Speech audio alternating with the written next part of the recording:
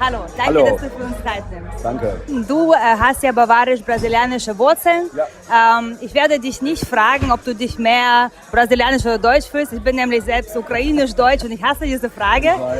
Was ich dich aber fragen werde, ist, denkst du oder hast du schon von anderen gehört, dass du irgendwelche typischen deutschen Charakterzüge hast? Ich muss ganz ehrlich sagen, ich wurde in Deutschland aufgebracht, aber nur bis ich 6 Jahre alt war.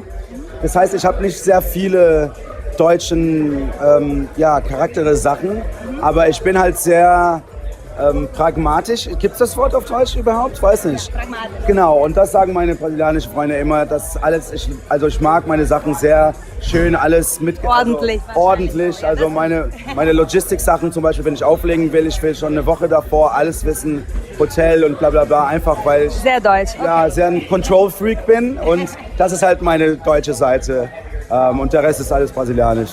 Alles klar. Deine Familie ist ja quasi nach Brasilien gezogen, nach Deutschland, zurück nach Brasilien. Was ich nicht richtig verstanden habe, also deine erste richtige Techno-Erfahrung hattest du ja in Frankfurt gehabt. Genau, das heißt, genau. du bist dann immer nach Deutschland, hast irgendwie Urlaub gemacht oder Freunde Nee, es war eigentlich, also long story short, ich bin in Brasilien geboren und als ich ein paar Monate alt war, ist die ganze Familie nach Deutschland gezogen, Aschaffenburg, Klein-Ostheim war das damals. Und bin da aufgewachsen, bis ich 6 Jahre alt war, ist die ganze Familie wieder zurück nach Brasilien gezogen, wo ich dann halt fast 10 Jahre gelebt habe. Und als ich dann 18 oder 19 Jahre alt war, bin ich dann nach Amsterdam gezogen, hierher. Habe als SAE angefangen, das ist School of Audio Engineering halt, also ein Tontechniker-Kurs. War dann cool, aber Amsterdam ist einfach zu teuer zum Leben für ein 19-jähriges Kind sozusagen. Ich hatte nicht viel Kohle und dann habe ich gesagt, ich ziehe dann zu meiner Oma in Deutschland, habe gesagt, Oma, ich komme. Bitte, hast du mir, hat sie Backe mir einen Kuchen. Genau, darf ich bei dir bleiben und habe dann den Kurs in Deutschland fertig gemacht. Und damals, als ich dann bei meiner Oma in Aschaffenburg war, hat mein Cousin, ich habe damals andere Musik gemacht, dann hat mein Cousin mich zum Cocoon Club gebracht und zum Robert Johnson auch in Frankfurt. Und ja, damals habe ich dann meine erste richtige Erfahrung gehabt. Damals habe ich, glaube ich, den Butch gesehen, war es im Robert Johnson und das war richtig geil. Okay. Und da habe ich gesagt, wow. Das war der Moment, wo du dich verliebt hast in die Musik. Genau. Und es ist, nehme ich an, bis heute so. Warum? Wie fühlst du dich dabei, wenn du elektronische Musik hörst, insbesondere Techno? Also elektronische Musik finde ich einfach geil, weil es hat alles angefangen, weil ich auch auf Partys war. Ich ging auch so wie jeder andere und da habe ich mich interessiert, wie funktioniert das? Wer ist diese Person, die da verantwortlich ist für die ganze Mucke und für die ganze Stimmung? Und one thing led to another und dann habe ich ein paar Leute kennengelernt und das und das. Also ich finde es einfach cool, weil ganz ehrlich ist es einfach nur Musik, die man in seinem Computer machen kann, also überall, heutzutage fast auf seinem Handy schon fast. Und bei Techno speziell finde ich das einfach geil, weil man kann viel mehr mit viel weniger machen. Also meistens andere Soundstyles, da ist es einfach zu viel Information, man hat so viele tausende Layers und Sounds und Sachen und bei Techno fühle ich, es ist einfach distilled, weißt du, was ich meine? Also es ist einfach gefeinert und man hat dann nur genau, was man braucht, um diese geile Stimmung zu kriegen. Also just the essentials. Und das finde ich echt geil bei Techno, weil da muss man als Musiker muss man härter arbeiten, weil man hat weniger und muss halt mehr damit machen. Aber wenn man es hinkriegt, ist es 1000-mal besser und es fühlt sich einfach cool und ja, ich finde es Und damit man das hinkriegt, so im Sinne von Newcomer-Tipps, ich weiß, du sagst immer einfach machen und fleißig und weiter und das ist so das Konzept. Also ja, ganz ehrlich, am Anfang habe ich immer gedacht, das und das würde helfen, aber nach 15 Jahren Musik machen sehe ich heutzutage einfach, also das Beste, was man machen kann, ist einfach fleißig arbeiten, weil es dauert, seine Ohren muss man anpassen, es dauert ein paar Jahre und desto mehr Mucke man macht, desto besser wird man und jeden Track, den man bastelt, wird ein bisschen besser als der davor. Passiert es dir auch ehrlich, dass du sagst, du hörst deine Tracks von vor x Jahren und sagst, was war das? Oh Mann, ich habe letztens eine E-Mail geschickt, weil ich hatte nichts zu tun und habe mir dann ältere Sachen von mir im Beatport angehört. Oh Mann,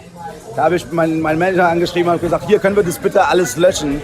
Aber nee, ich habe Verträge, also es kann nicht gelöscht werden, aber ist halt so. Es ist normal und es ist eigentlich ganz cool.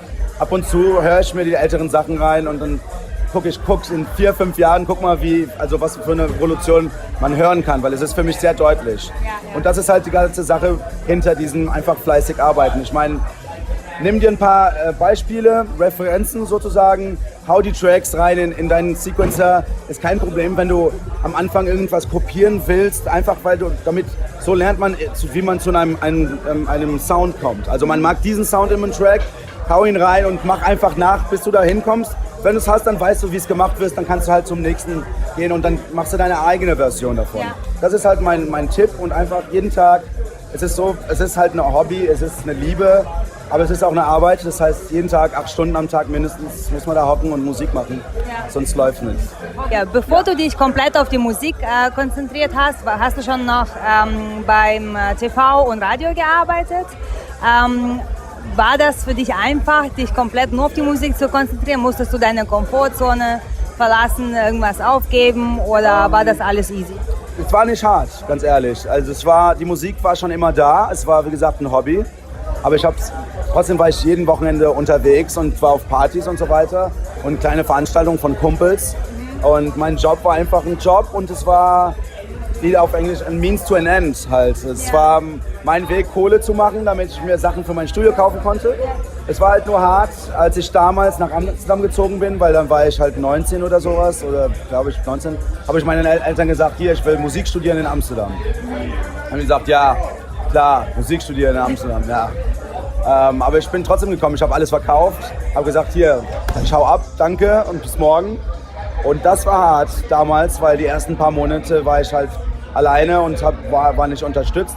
Eventuell haben meine Eltern gesehen, hier, entweder wir unterstützen ihn oder wir unterstützen, weil es war keine andere Wahl. Ja, nee, ich würde nicht aufgeben. Und eventuell ist es dann gut gelungen, aber es war nicht hart. Es ist halt ohne große, was ist das Wort für Sacrifice auf Deutsch? Opfer, also wenn du keine große Opferung machst, dann hast du auch keine, also man muss, also no risk, no reward, das ist was ich meine. Und es ist also, genau, no fun. Und ich meine, Komfortzone ist genau was es ist, eine Komfortzone. Man kann sein ganzes Leben da drin sitzen, ist halt komfortabel und warm und schön, aber das Leben passiert woanders halt, also so wie ich es sehe. Ja. Sehr inspiring, danke. Ja. Ende 2018 kommt deine neue EP raus. Ja. Was möchtest du uns davon erzählen? Was für eine Idee steckt dahinter? Wie kamst du da drauf? Was für eine Message sendest du? Also ich bin ganz happy, wieder auf Senso, also zurück auf Senso zu sein mit meiner zweiten EP. Super zufrieden mit dem Track. Es ist halt lustig, weil sobald ich den Track fertig gemacht habe, wusste ich genau, dass es für Senso war. Ich weiß nicht warum, aber irgendwie hat mein Sound sehr viel mit denen zu tun. Ich bin sehr happy mit dem EP. Maelstrom, das ist die Titeltrack. Ich weiß gar nicht, was ich darüber sagen kann. Also es ist ganz einfach straightforward Techno, ganz powerful. Steep, das ist die zweite Track, das ist halt wir freuen uns drauf. Ja, ist halt eine ein bisschen ältere Track, die ist glaube ich schon fast ein bisschen über ein Jahr alt. Und das war halt so ein Track, der ist auch sehr straight to the point, ist halt nicht sehr melodisch oder hat keinen riesengroßen Charakter, ist einfach nur Dancefloor Music. Und sie brauchte einen coolen Bruder, halt zum Beispiel jetzt Maelstrom, und ich war halt happy, weil ich hatte keine Label für sie gefunden. Und als ich dann Maelstrom gemacht habe, habe ich gesagt, okay, genau das habe ich gebraucht. Und ja, 2. November kommt es aus. Insofern sind die Feedbacks und alles super, super gut. Und ja, ich freue mich. Im Dezember, glaube ich, kommt noch ein Remix von mir für Oliver seine Track Taktik. Ich weiß jetzt nicht, ob Olli das Ganze als ein Remix-Album releasen wird oder nicht. Wird halt noch gesagt. Aber dieses Jahr haben wir halt noch diesen EP auf Senso. Dann im Dezember, glaube ich, kommt der Remix raus. Und was habe ich jetzt noch? Im Januar gibt es ein EP auf Octopus Black auch. Mit Black Roof, das ist ein Kumpel und seine Frau aus Brasilien, die machen Musik auch. Und haben wir halt übers Internet gemacht. Also Technologie heutzutage ist geil. Und bin ganz happy. Ganz viele Sachen. Dann klingt gut, wir freuen uns auf alles, was kommt. Und wie sieht es aus mit deinem eigenen Label? Wir wissen, dass du gemeint hast, du willst einen gründen. Ist es denn soweit oder bald soweit? Es ist noch nicht so weit. Ich habe richtig Lust, meine eigene Label zu haben, einfach weil ich will eine Plattform haben, wo ich meine eigene Musik releasen kann, ohne so viele Bürokratie sozusagen, wie es normalerweise ist mit den Labels. Abschicken, nein, danke, ist nicht für uns, und dann schickst du es jemand anders und halt. Aber ist halt so, ist halt bis heute noch, also die Newcomers fragen mich immer, Leute, es ändert sich nicht, auch nach 10 Jahren, man schickt Musik, man kriegt Nein und dann schickt man woanders hin, es ist halt so, muss man halt einfach machen. Aber ich glaube, es dauert vielleicht noch ein Jahr oder 2, also ich will zu einem Punkt kommen, wo ich die richtigen Leute kenne, weil ich weiß, ich kenne genug Leute, die Labels haben, und es ist viel Arbeit. Man kann es mit wenig Arbeit machen, aber dann ist es halt nicht schön und es ist halt nicht gut gemacht. Und ich will was richtig Schönes machen und was speziell ist, und darum I'm taking my time. Damit du funktionieren kannst, auflegen kannst, damit alles läuft. Wie viele Leute brauchst du als Unterstützung, oder machst du komplett alles alleine, oder wie kann man sich das vorstellen? Also ich bin so einer, wenn du etwas gut gemacht haben willst, machst du es selbst. Auch mein Control-Freak-Seite, ich will alles kontrollieren. Das heißt, ich mache meistens alles alleine. Ich habe auch keinen Road-Manager. Ich meine, ich habe ein enormes Team hinter mir, Agenturen, Managers, PR-People, also die meine PR machen und so weiter, Magazinen und so weiter. Aber sonst von der Kunst her mache ich alles alleine. Meine Videos werden von mir selbst editiert. Und Social Media? Ja, Social Media mache ich alles alleine. Ich habe halt diese Artworks, habe ich einen Kumpel in Brasilien, der meine Artworks macht, einfach weil ich mit Photoshop gar nicht klarkomme. Aber sonst, also sogar diese kleinen Videos, die ich schieße und dann ein kleines Editing machen, ich mache es alles selbst. Ich habe auch Spaß daran, Fotos auch, habe ich Spaß daran, alles zu machen. Und Social Media, muss ich ganz ehrlich sagen, habe ich nicht so viel Spaß daran.